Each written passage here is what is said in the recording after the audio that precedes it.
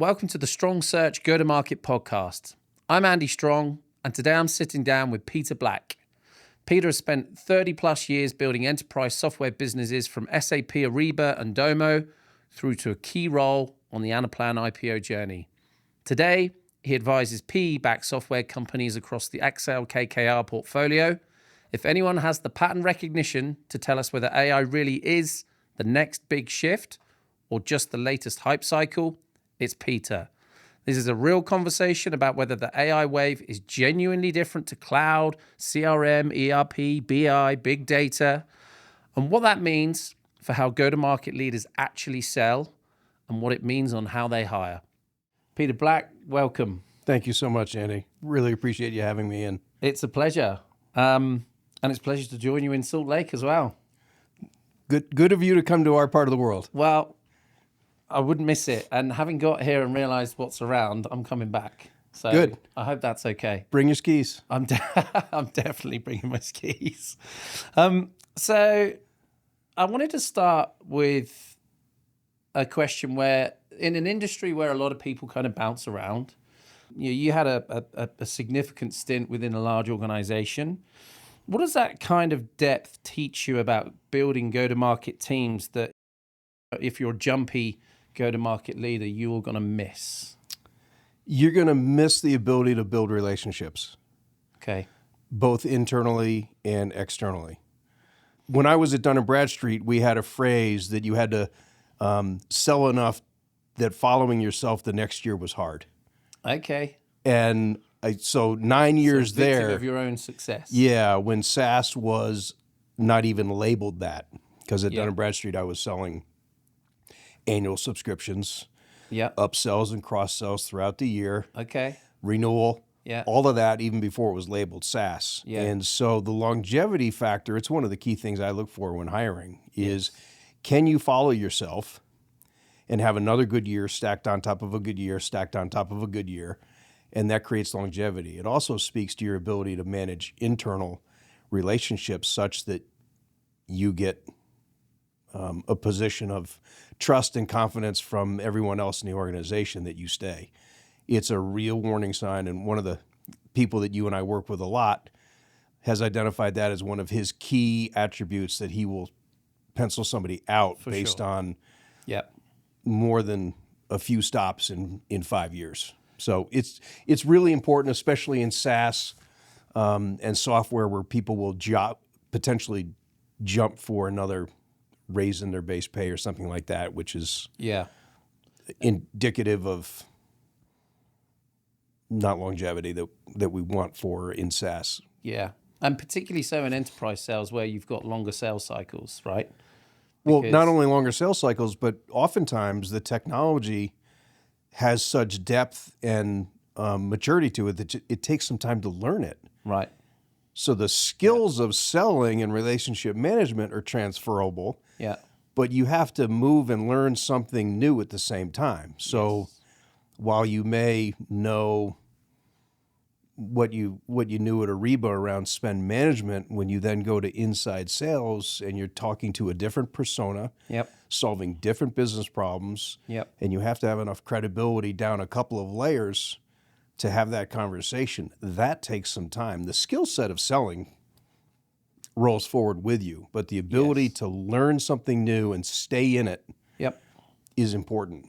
And when looking at, in particular, an enterprise account executive, for example, if they've got a good amount of tenure, so they've shown that they've got that that grit, but they might not have necessarily blown every number away that they've had. Generally, on the whole, they've been a performer, but they've had one or two iffy years. Mm-hmm. Is that a red flag? No, not if they've been consistent and they can explain what happened and why. Sometimes there's misalignment on how things are set for a new year based on some other condition that they can't control. It's an upgrade or a new solution that they're going to come out with, or they're going to tackle a new market. Yeah. If they're part of that and out at the tip of the spear, I'd want to know that. Yeah. If they had an amazing year and then they fell flat on their face, that is absolutely a red flag. And you know better than I do that you can find that out with about 2 questions. How much tolerance do you give someone, though, if they've had an absolutely stellar year, they've hit, I don't know, let's say 200% of their number, but they've wiped out their pipeline in the process? That's meant that then when they go into their next year, it's kind of like a rebuild and start again. Well, and so if that following year then is let's say a 70, 80% year, do you cut them slack for that? Or do you think that they should? Maybe generically 200% followed by an 80% is okay. Yeah. Where I'd want to kind of have a conversation about that is, what did you do to build pipeline? Yeah. Knowing that next year is coming. Tomorrow is going to be here and eventually become today. Yes. So what are you doing to plan for that? Yeah. How are you using your network, using your internal resources? And I've worked at big companies and small companies where it's completely on your own. Yep. And where you have a lot of support.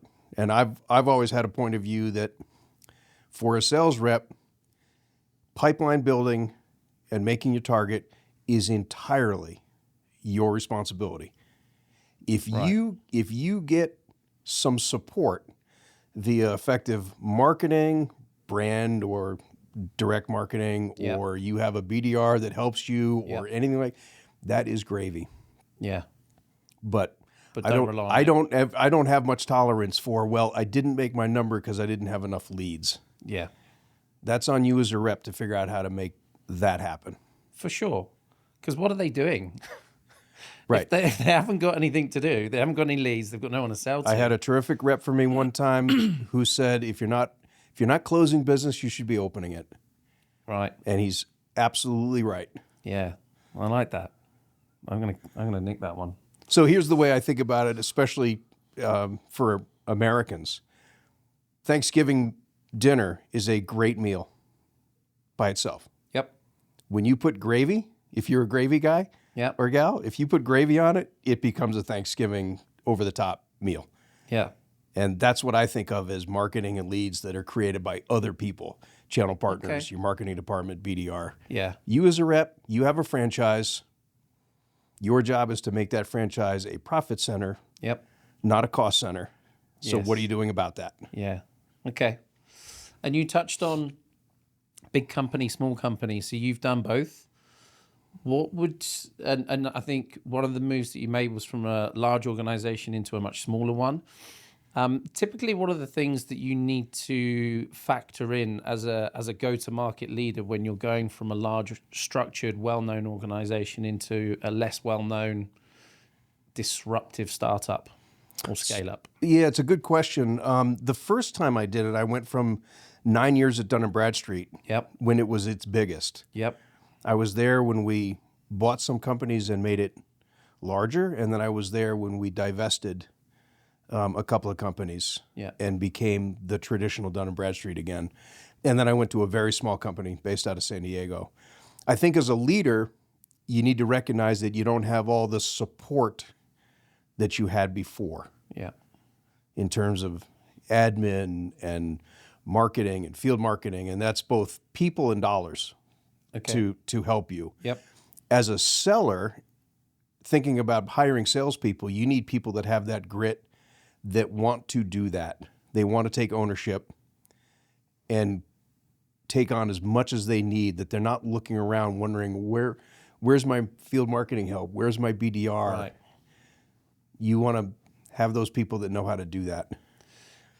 And so would you therefore look for people that have been in that type of environment and have proven some sort of success in a startup environment, so that you know that they can come in and make something happen without relying on the logo on the door that everyone has heard of and know? Right. Yes. And yet I'm willing to take a chance on somebody that was at a big company and didn't like, and can articulate why and what they didn't like about that. Yeah. That it handcuffed them, that it made them uncomfortable with all the noise that comes with a big company, and they want to do something else. If they can show me that they're successful, one of the things I like to look for is there's one particular big company in software that I want to hire people that were successful there but didn't like the culture. Okay. And I won't mention the name, but go on. That's what I look for. So I'm fine with that. My key attribute for hiring salespeople is I want to see what they did competitively.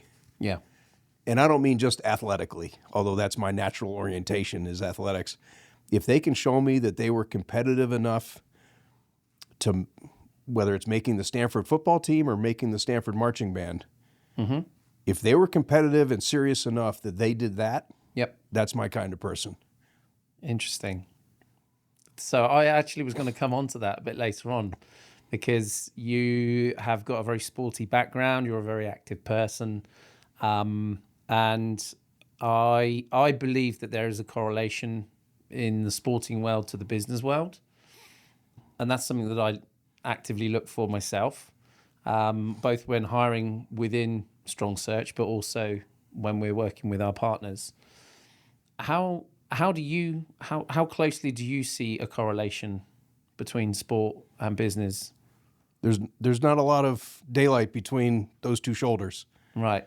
I mean, it's competitive. You have an opponent, a marketplace that you're going after. You're going to have all kinds of obstacles in your way, some of which you can control, some which you cannot.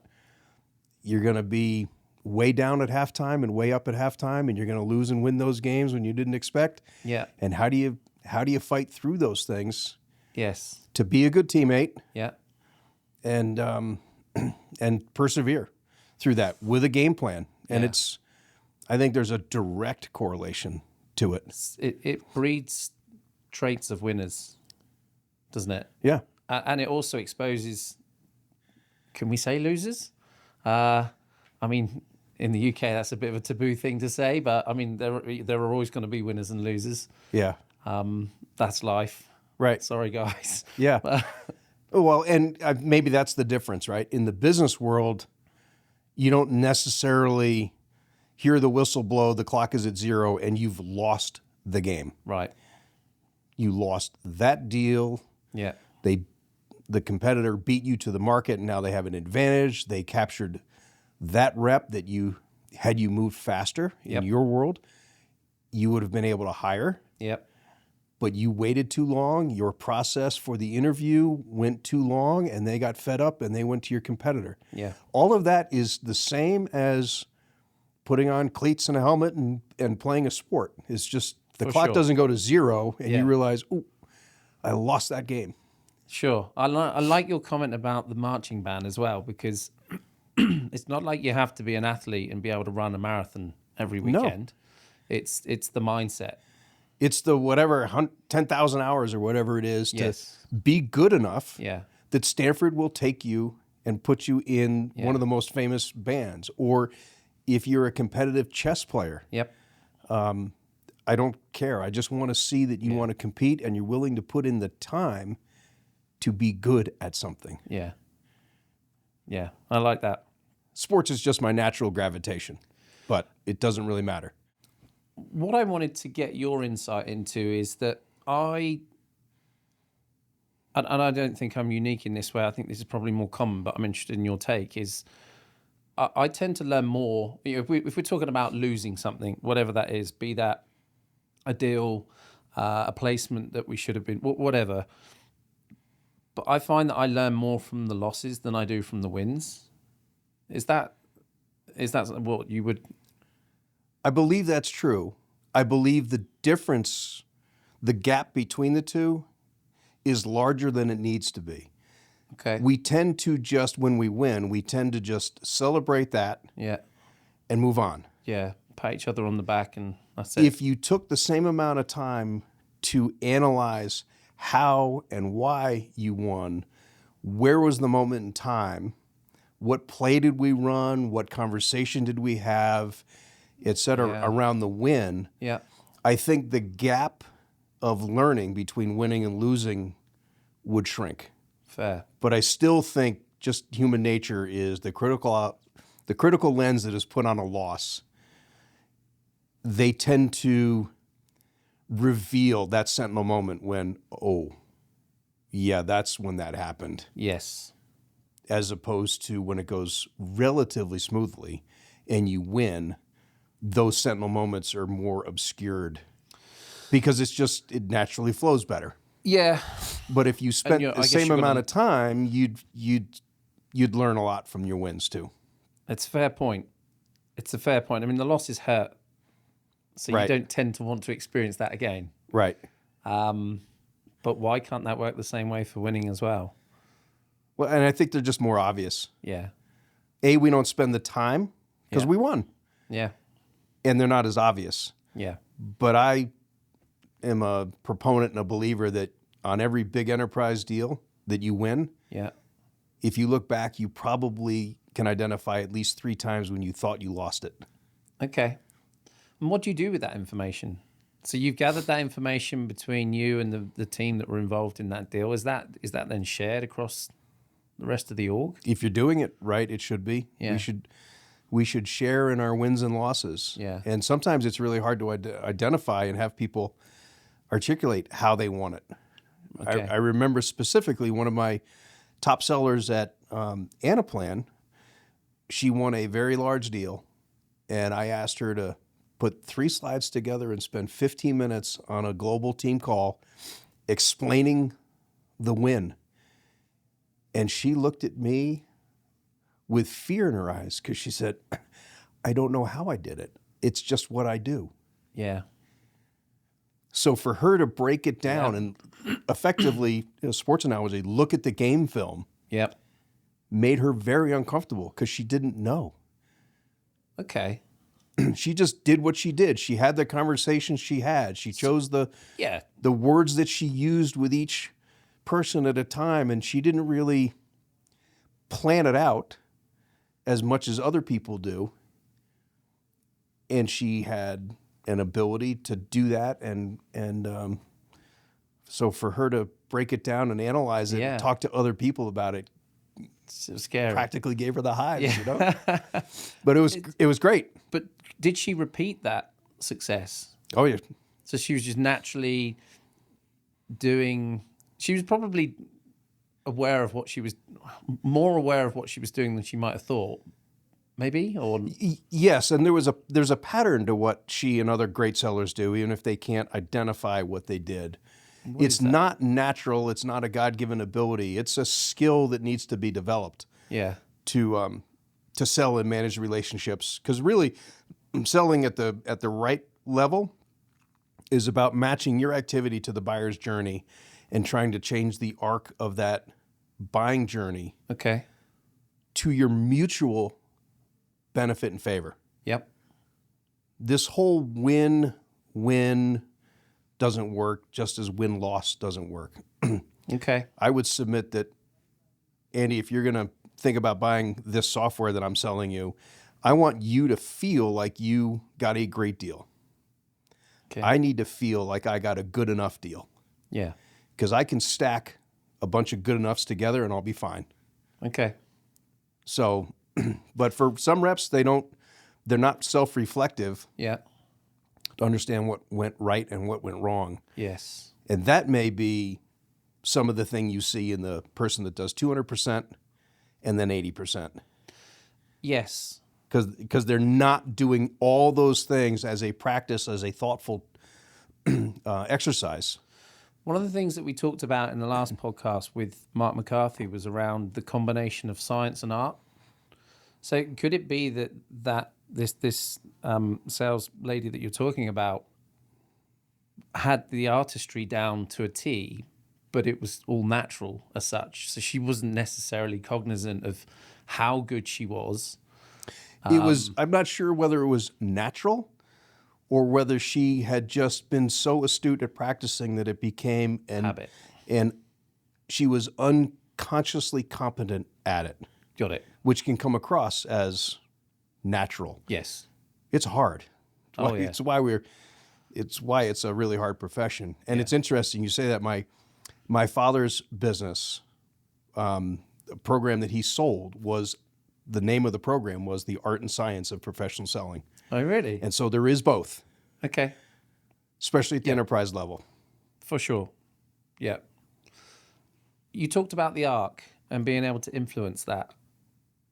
But from an AE perspective, how influential can and should go-to-market leaders be with that arc, be that in a sales director or VP capacity? The impact is equal to or can be greater. The application of when they are involved in the process needs to be very thoughtful. Okay. So if you're trying to have an executive sponsor, if you're trying to have Mark McCarthy, who we talked about and you and I work with, if he's going to be the executive sponsor on a deal, he can't be involved in everything that we do there. Right. We need to make sure that he's not in that demo with that group of 8 people, and it's a working group session, if you will. Yep. If he's positioned as a deal buddy for the rep, then he can't effectively play the role of the executive. Got you. So it's got to be it's one of the things that I do a lot of coaching and training on is how to leverage and apply executive sponsorship from the start to the finish of a deal. And you'd be shocked at how often it is improperly done. Most often, a rep doesn't involve an executive that would support them until it's too late. Because the deal's already... I've committed this deal to close in June, and I've forecasted it, and now it's June 20th, and I realize I'm in a bit of a pickle. Let me call Mark or Fred or Sally in and help me close the deal. You're putting them in a place where they're not going to be effective. And the best sales leaders won't do it. Right. Because they can't be in a place where they're going to be ineffective. You need to be thoughtful about starting the executive engagement early and have a continuum of engagement that is appropriate for their role and where we are in the journey. Not always asking for something. I'm kind of a fan of a 2-to-1. Two times I'm going to share with you information or give you information or reach out to you about something and not ask you to do anything. And then the third time it might be a little bit of an ask. Right. So if I know your favorite sports team or that you just had a significant family event, I may reach out and congratulate you or whatever and not have you do anything. Not ask you for anything.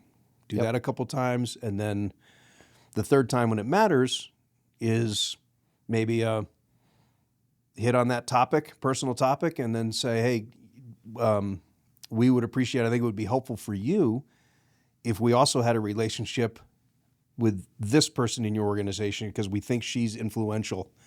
And if you'd agree, we'd like your help, whatever you're going to ask for. It's a minor ask. When you build up those micro deposits of goodwill that are authentic, at the end of the cycle, when the lawyers are at loggerheads over some clause, unlimited liability or jurisdiction for dispute or something like that, then a senior executive can come in and help solve that problem with a fellow executive, and it's positioned. It's not going to go well if it's, hi, I'd like to introduce myself. I'm Peter Black. I'm the Chief Revenue Officer of so-and-so, and I'd like to talk to you about your issue with unlimited liability. That's not going to work. But if it's, hey, Andy, it's Peter. Sounds like our teams are working well together. Sounds like there's one problem that you and I need to step in and solve for the team. That's going to land better. For sure. So I do a lot of coaching on that aspect of it. Nice. You've been close to every major enterprise software wave since the early 90s. When I hear about AI talked about today, by your portfolio CEOs and CROs, does it feel materially different or does it feel familiar? It's a good question. I think it's not familiar in terms of we've seen the movie, but the pattern of everyone is talking about. They have AI.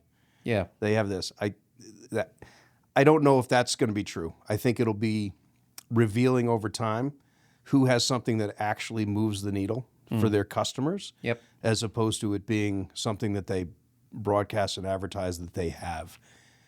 It does seem familiar in that everyone is responding to it and wants to know. It's almost like table stakes now as to what are your AI capabilities. And I think there's a huge gap between those that have something meaningful and those that don't. And probably there's more companies than I know that are working in the background, making it look like it's all automated, and it's really not. But haven't we been here before? We have. With the innovation of cloud technology, and then the lipstick comes on the piggy, where the cloud technology is hosted in a private server room somewhere and branded as cloud, but it's not proper cloud. It's a bit like, feels a bit like Groundhog Day a bit to me. Yep. There'll be some evolution. Yeah. And I think the same thing will happen for sellers and the selling go-to-market teams. I think AI is going to help those that really want to work and practice their trade and get better. They will become more efficient. Yeah. Just like having a cell phone and your phone can actually do email and everything else, as opposed to when I started selling at Dun & Bradstreet, I literally had circles on paper maps as to where all the payphones were in my territory. Okay. And I had a star for those cell phones or those payphones that actually were at the car window level with an extra long cord so you could talk on the phone while you were in your car if it was pouring rain. Right. Yeah. Yeah. So that was a step change. Yeah. Right? But for sure. But if you're lazy and you don't know what you're doing as a general concept and trade as a seller, having your cell phone is not going to make you any more successful compared to the rest of the team. It's what you do with it. It's what you do with it. Yeah. Yeah. Because I submit to you that person that I described to you before at Anaplan, if cell phones went away tomorrow, she would still be one of the top performers. Yeah. Because she'd know where the payphones were. Yep. Or she'd find a way to send smoke signals if that's what it took, because she was going to be successful. Carrier pigeons. Yeah. You name it. Yeah. Okay. And across the AKKR portfolio, where are the go-to-market leaders getting AI right that you can see, and where are they being seduced by the noise? That's a good question. In the companies I work with, it's mostly in the front side, the preparation of account management, understanding what do I need to know about this company that is a prospect or a customer and things like that. Yeah. I don't think AI is being used effectively yet at a level compared to that in the back end of customer success, the actual selling motion once you're in pipeline. Yes. So if there's 5 stages, if it's stage 3 where you're actively doing a demo and submitting a proposal, there may be some work around the proposal stuff, but procurement and buying organizations are pretty savvy to AI-generated content. Yeah. Also.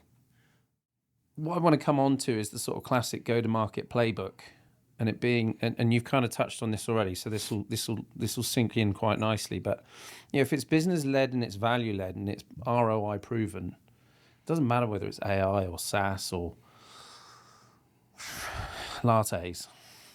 If you follow that model, and the team can identify the business value, and then the CS team, once it's been sold, can prove that value's been delivered, that's the secret sauce. I think. And I've seen that the place I've seen that done the best throughout a sustained period of time is at Cooper with Rob Bernstein. So I'll touch onto that. So I want to pick up on the point that you just made about the CS team and the sales team working in conjunction, because I've seen over the course of the last 18 years personally, there's a traditional go-to-market playbook, which is ultimately around being business-led and value-led and proving an ROI. So my view is relatively simple from a headline perspective, that I don't think that the job itself has changed with this innovation of AI and everybody talking about it and the hype that comes with it.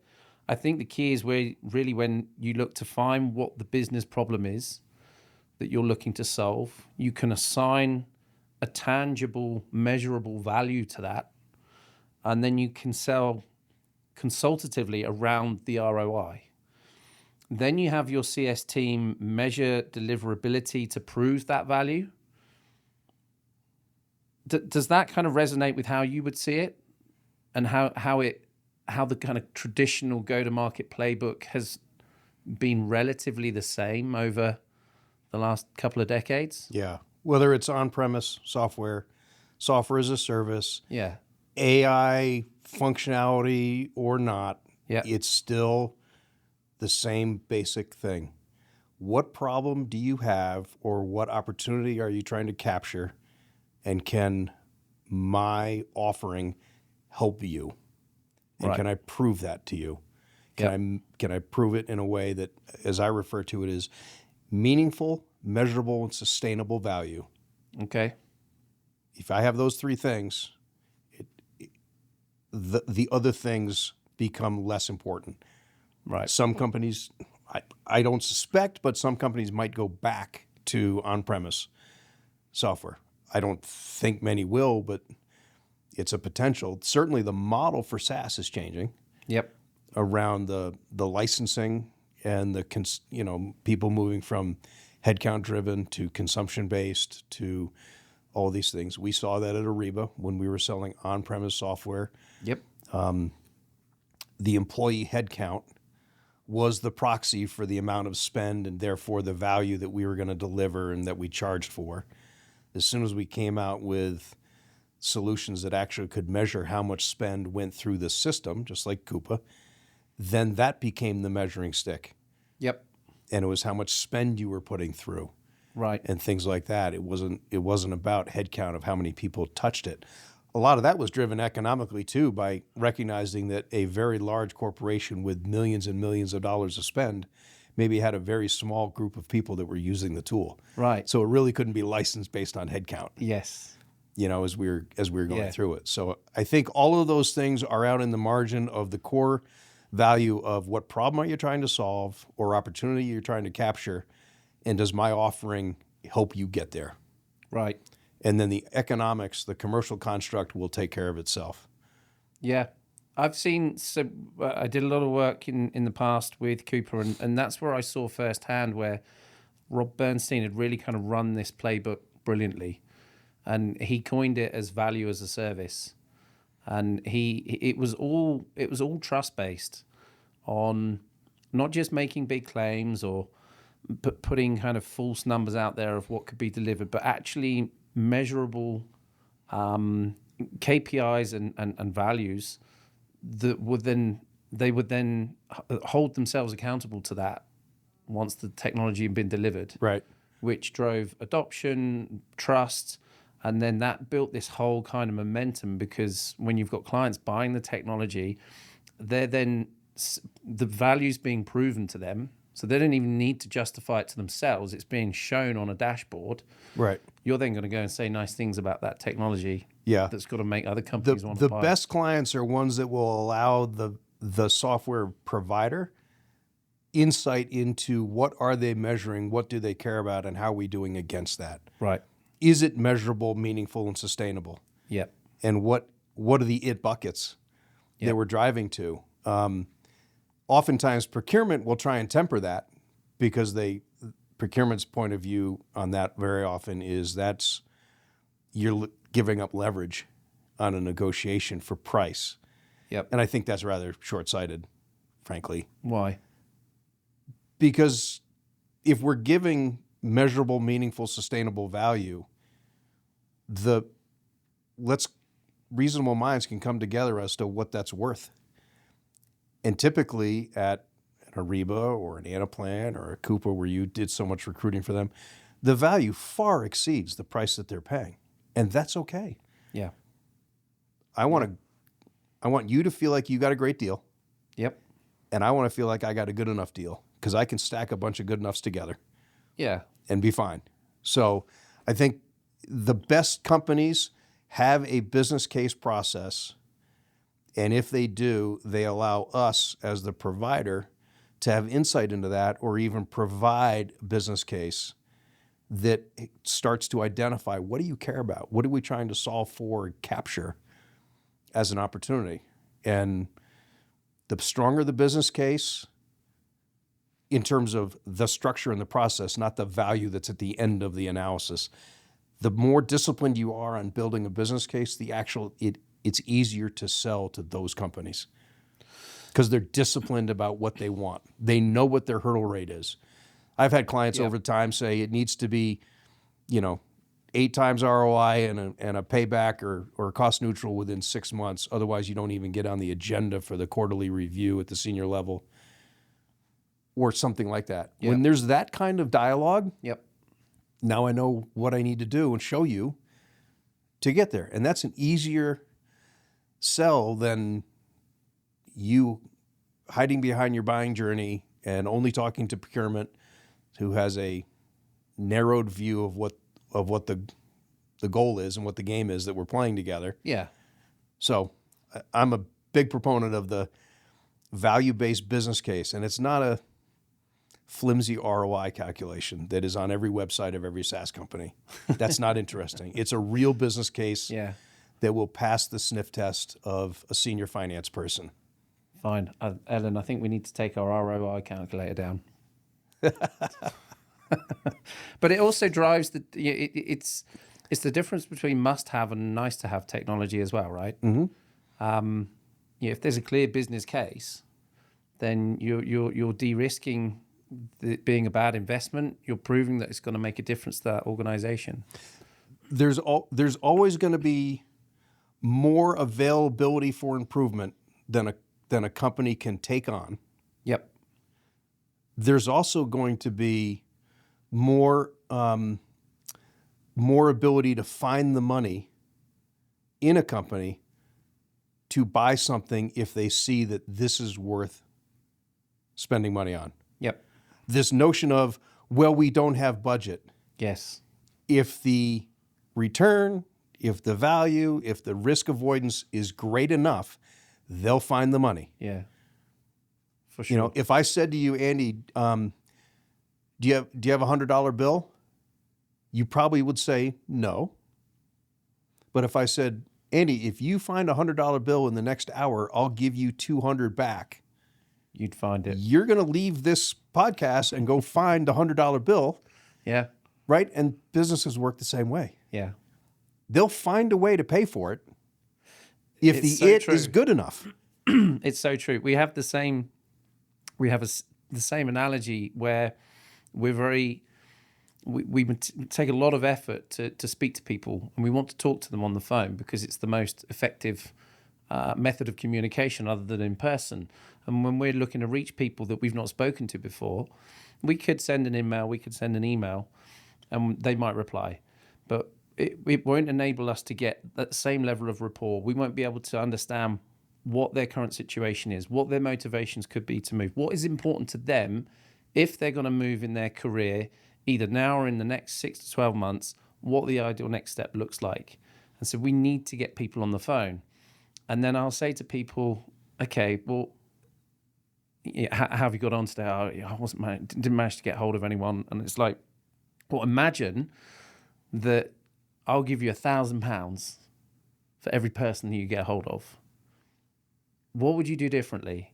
And it starts to get that mentality going, because that drives then the right behavior to get hold of these people. And it's not, obviously you're not going to get £1,000, but if you break it down, that's the value of that particular person. You get that person, you go that extra mile, excuse me, like you go and find that $100 bill. Right.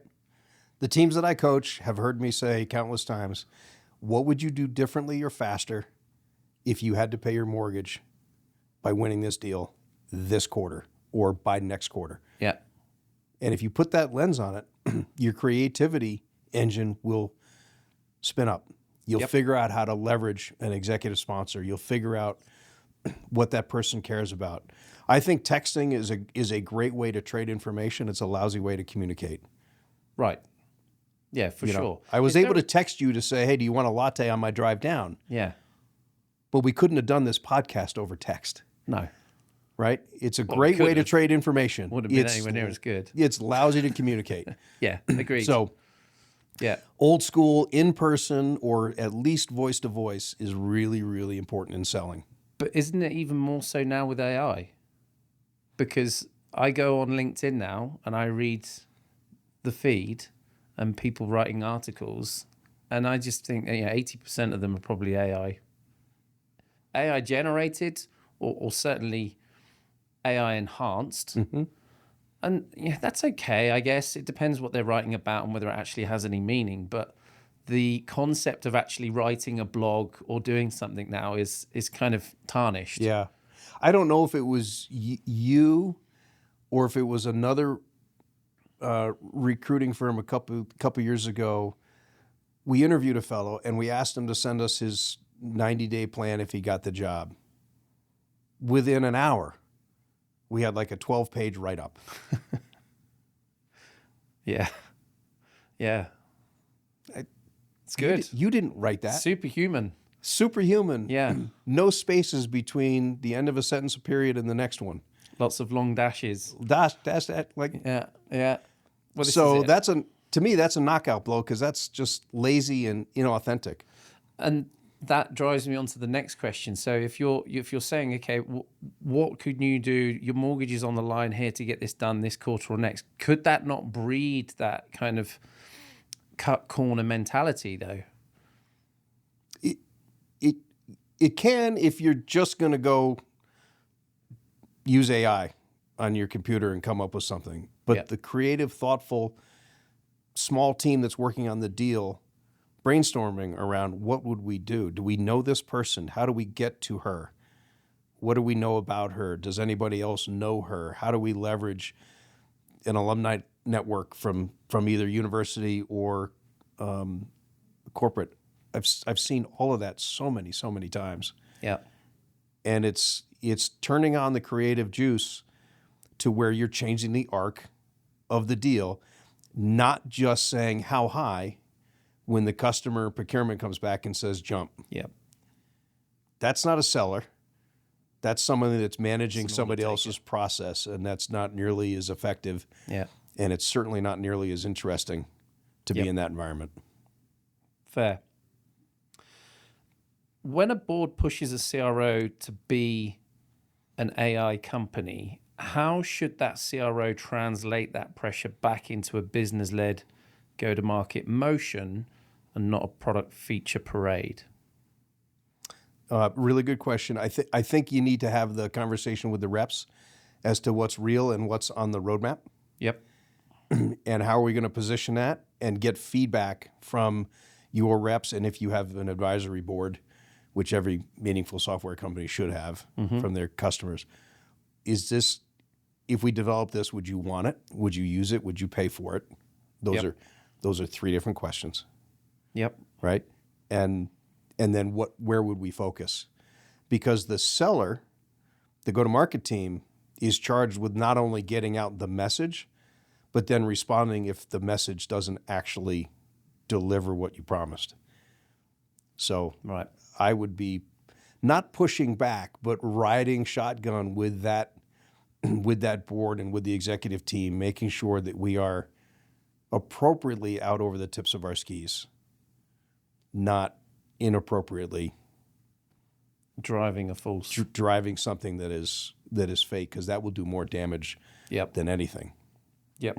I'd rather have you as a very promising prospect than a failed customer. For sure. Because if you're a really good customer getting a lot of value from what I'm providing you, I am incredibly lucky if you tell one person. Yep. If I have oversold, underdelivered, not managed you into you behaving in a way that captures the value that we're providing, because we see that a lot. Yep.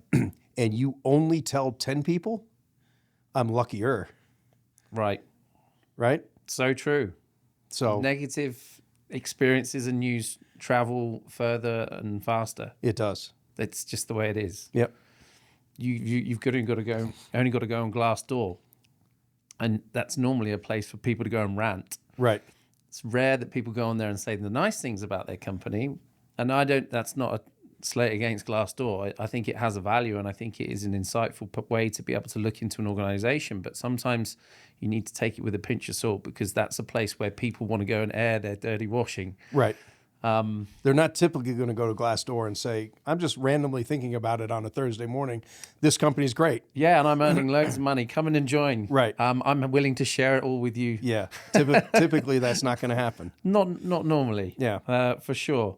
So here's a kind of provocative one. And I'm not expecting you to be necessarily a marketing or branding expert on this point, but I've had some feedback on our logo, and it's the software as a service bit. So there's a concept with many people that we've spoken to who are extremely knowledgeable within VCs and PEs that are saying that SaaS is dead. It's gone. Or if it isn't gone, it's going.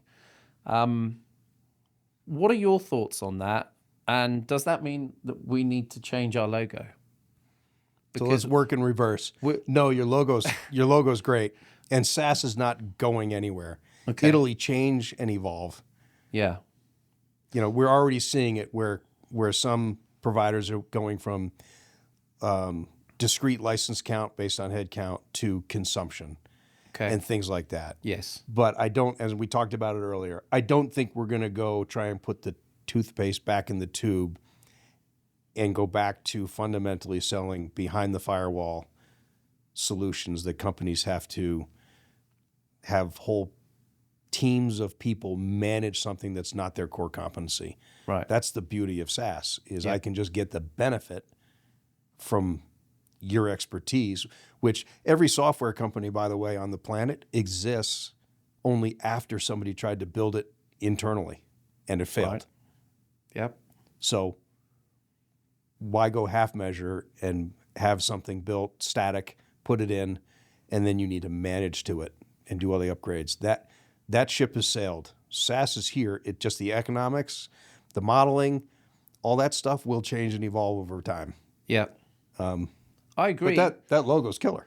It's a good one. Thank you. Yeah. I was really pleased with it. But we literally are getting some pushback where we're talking to some organizations who have AI native companies within their portco, and they're like, yeah, but these are AI natives, so and you're SaaS, so it's probably not going to be a good fit. And I'm like, well, hang on a minute. We're working with 4 really innovative startups that are AI native. What does AI native mean that yeah discounts completely SaaS? This is why I'm asking the question, yeah. Because I don't get it. I understand where they're coming from, I think, but to me it's not a thing, and it's just going to blow over. But I'm pleased. If the logo's good enough for you, Peter, that's made my day.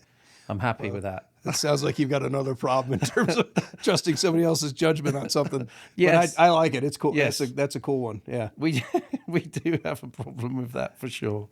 So, Peter, when you walk into a portfolio company, what tells you immediately whether their hiring engine is built to scale or quietly bleeding cash? There's a couple of obvious things, like what's the performance rate of the team, the turnover. Where are they missing? Yep. Is it top of the funnel and pipeline creation? Who's responsible for that? Are people in the organization pointing fingers at each other, or are they working to solve the problem together? Okay. Is it middle of the funnel, moving the deals along, qualifying, advancing, narrowing the open items? Yep. So I do a lot of coaching around mutual action plans to drive that. And then some organizations, they just have some folks that are good at all of the personal skills, but that last mile of turning that into changing the arc and being comfortable, being uncomfortable, asking for the business or asking what is next and clarifying that. Yeah. That a lot of people get very uncomfortable with that. Okay. And the top sellers are perfectly comfortable, and they recognize when they've earned the right to be in that place that they can ask for the business. Yes. But you'd be amazed at how often people just don't ask for the business or ask what's next, or did this satisfy some call Andy? To action? Can I mark that as done finished on my sheet of all the things I'm trying to do to support your buying journey. Like, people won't ask that question. So how do you help someone that isn't a top performer, that isn't naturally doing that? A lot of it I do in team-based, small team coaching, where we will work through an account plan, whether it's a new logo or an existing account. Yep. Because the baby that is born from effectively managing an account plan is a deal to pursue. Right. And then the deal, if there's a deal to be had, you need to have a mutual action plan that is buyer-centric, topic-centric, not just a list of tasks. That's called a closing plan. Right. And it's very obvious to a buyer when you're working a closing plan that you're just trying to tick off the things you need to do in order to book the business and get your commission. Right. And we spend a lot of time coaching on what's the buyer's perspective, what do they care about, and trying to move them mentally and emotionally into a place that's beyond just evaluating whether they should buy software or not. Yep. And so we do a lot of work there. And I have found that new people to that organization will ramp faster if they get exposure to that. Yep. And it's dynamic and it's live and it's real, as opposed to listening to recorded sessions or dropping in rather intrusively on a live sales call when you're just listening in and somebody has to explain, hey, and Andy's listening to the call, he's new to the company. You automatically put up a little bit of a barrier for effective communication when there's a guest on the line. Yeah. It's just going to get in the way of rapport as well, right? Right. Yeah. There's a huge gap between a search firm that just ships CVs and one that genuinely partners on the build. From your seat, what does the right kind of partnership look like? If you really understand the personality of the company and the personality of the hiring team, which you've done a really terrific job of that at Bassware. Thank you. You avoid a lot of time that only costs you. Yes. Yes. It doesn't cost us anything as you're going through that. Well, it will. Eventually it will. If you send us 17 people and only 4 of them get through to the next interview. But yeah, or if you've got a very busy hiring pipeline, then us spinning our wheels on this role over here means that we're not doing a proper job on this role over here. So it will hurt you indirectly, but it hurts us more. I think, so the concept of what makes an effective seller of an enterprise software solution is the same for executive search. Yeah. Understanding what problem I'm solving or what opportunity I'm trying to capture. Yep. And the personality and what matters to me. Like, now that you know my orientation towards, the first thing I look for is a competitive bent. I bet every conversation we have about a candidate where you're introducing him or her is going to start with their competitive bent. Yeah. It should. Yeah. And it will. And that will make it more effective. Yeah. Because I might look past, I don't like that they were at that company. I might engage on that conversation because you led with something I care about, and I trust you that you've vetted that. Yeah. And there's a story to be had and told there. Because I have no problem with somebody. In fact, I want people to explain why they made the moves they made. Yes. So if you had a 6-month stint or you had a 1.5 years twice, why did you go there? Why did you leave the place you left? Why did you choose that? And what did you learn from that? Right. Did you not do the research enough? Did you trust a mentor who, his brother was the CEO of this next company? You just assumed that the two brothers were alike when in fact they're not. Right. Things like that matter in terms of what decisions did you make? Yeah. Because it's reflective of how you're going to make decisions and evaluate information as a seller. Yeah. When qualifying. Yeah. 100%.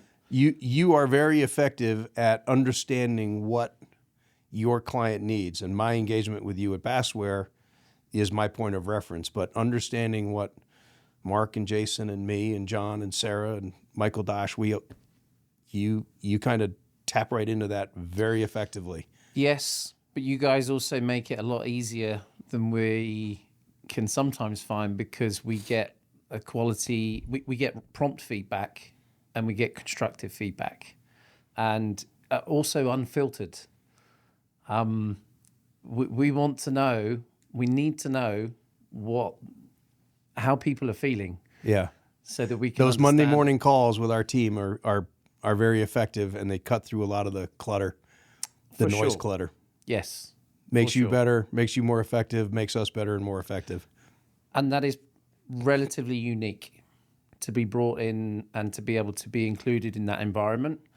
But look at the difference that it's made. Look how the quality of hires and the speed in which that we've been able to do it collectively as a team. Like, we all share the same goal. We're all working together. Yep. Everyone goes onto the call and they're accountable for their piece. Mm-hmm. And if someone's dropping the ball, myself and the team included, it gets shown. There's nowhere to hide. Right. Not that we're looking for anywhere to hide, but Right. It just means that it gets the SHIT done, Mm-hmm. and done well. Yep. And so, yeah, I mean, I appreciate the kind comments, but it's not just us. You need that partnership, you need that trust, and you need that quality of communication. And what I know with those calls, that every week I'm going to be able to, if I've got a bottleneck or if there's something, I respect the fact that we work with really cool companies that are really busy, and their primary objective is to sell as much of it as they can, in the right way, with all the ways that we've described. And therefore recruitment isn't necessarily going to be the top of their agenda. If it's not top, it's not far off if they're growing, because otherwise they're going to run out of runway. But knowing that when we're going into end of quarter, I can just leave you guys alone, let you do what you need to do, because I've got that call on Monday, and I can then manage the expectations with the candidates that we're working with, that, look, it's quarter end, we're going to be able to get this information to you towards the back end of Monday or Tuesday. They understand what's going on. They should be busy themselves. Yep. Rushing around, closing the deals that they're doing. And it's just the candidate experience is way better as well. Mm-hmm. So that's like, all of these little marginal gains account for so much.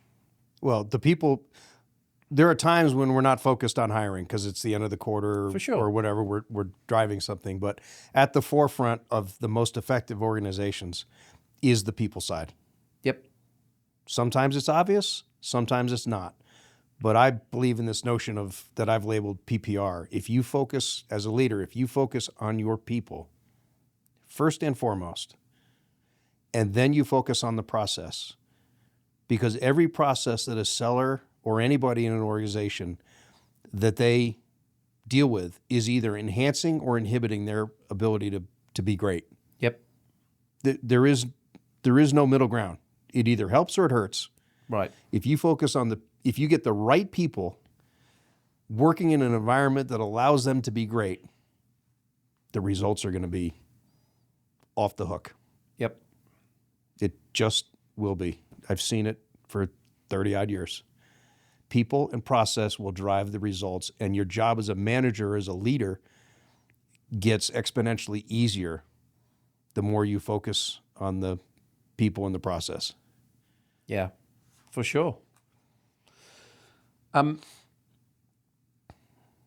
got to know you a bit better in over the last few weeks, but we've obviously worked together now for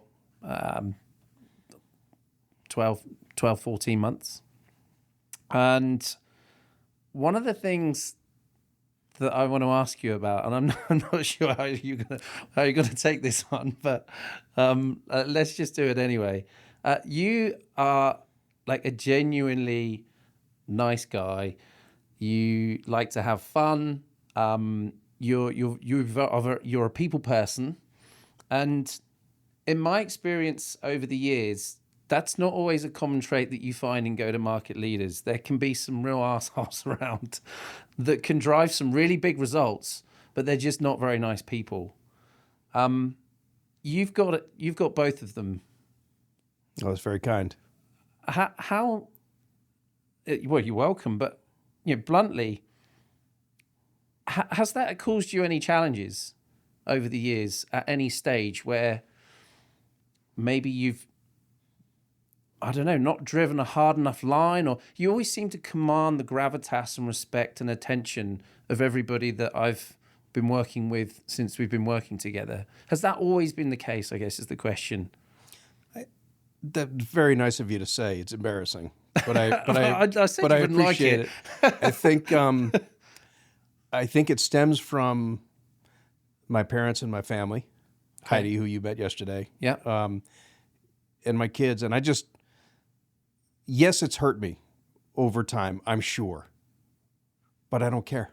Yeah, because in the long run, I'm stacking good enoughs. Yes, up. I ended up at the right companies with the right group of people. Yeah. That life is too short to be that way. And you and I both we have a picture in our mind of a couple of those type of people, and then the people that we gravitate towards. Yeah. And I will coach teams on kind of a cascading of kind of communication of gratitude, authenticity, vulnerability. Yep. So if you are generally showing your gratitude, there was a lady I was coaching on a deal the other day, and she just made a flippant comment about how this buyer had hit all these dates so far. And I said, have you said thank you? She said, what do you mean? I said, well, why don't you put in the mutual action plan something like, I don't know what it was. It was like a security audit document or something. Boom, boom. Completed as per Andy. Thank you, Andy. Yeah. Like literally type thank you, Andy, into the document. Yeah. Because it's a micro deposit of goodwill that is authentic. Yep.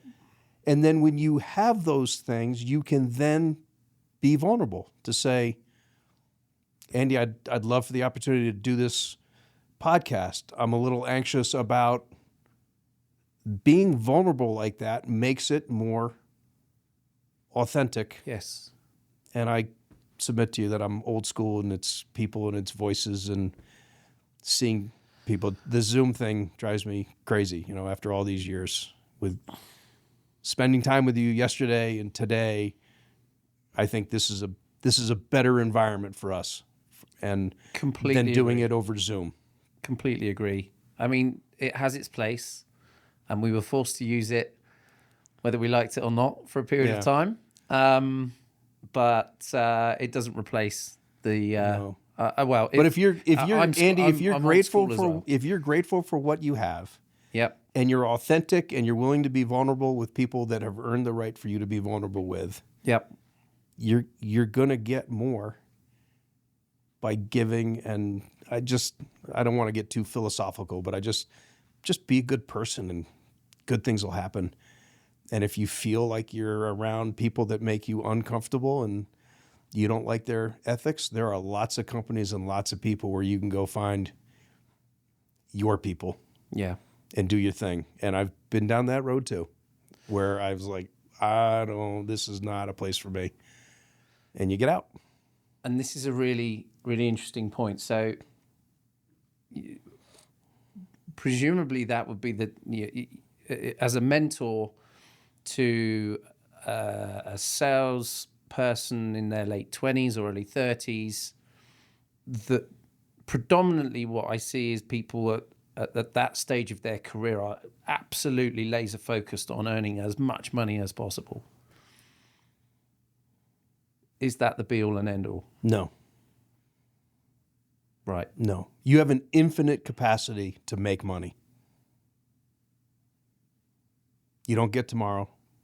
Once tomorrow comes and goes, that's it. You don't get yesterday back. Yeah. So find the place where you're going to be happy and you're going to learn something. In your 20s and 30s, you should be learning. The money will come. No doubt about it. I read somebody else somewhere, forget the gentleman's name, but I saw it on Instagram or something. He said in your 20s and 30s, the only time you should be in your house or your apartment is to sleep. Yes. You don't have to be out spending money. Yeah. But go out and walk your dog. If you don't have a dog, just go out and walk. Go meet people, say hello to people, engage. Yes. In those early years, the money's great, but you got to learn something. Yeah. And when you do, you'll be way more valuable later, and your career will take off. Peter, thank you. My pleasure. Thank you. It's been an absolute pleasure. There's been some absolute gems in here, I believe. I hope you watching at home or wherever you are have found the same as well. Really appreciate it. My pleasure. Thank you for having me. Thanks, Peter. Take care. And thanks for listening to the Strong Search Go-to-Market podcast. If you're building or scaling go-to-market teams across enterprise software, SaaS, and AI, follow Strong Search and subscribe for more conversations like this. We'll see you on the next episode. Grow stronger globally.